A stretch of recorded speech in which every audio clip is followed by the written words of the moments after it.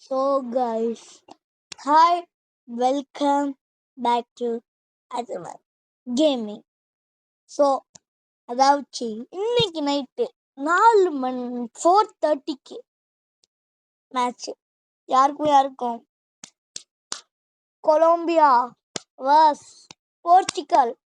Uzbekistan கூட match ஆடும் போதே பார்த்துருப்பீங்க எப்படி ஆடினாங்கன்னு.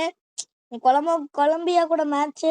நீ என்னடா ஃபுட்பால் பத்தில பேசிட்டு இருக்கே, நீ எப்பயுமே கேம் தானடா போடும் அப்படின்னு கேட்டீங்கன்னா, எனக்கு ஃபுட்பால்லையும் தலைவனை பிடிக்கும்.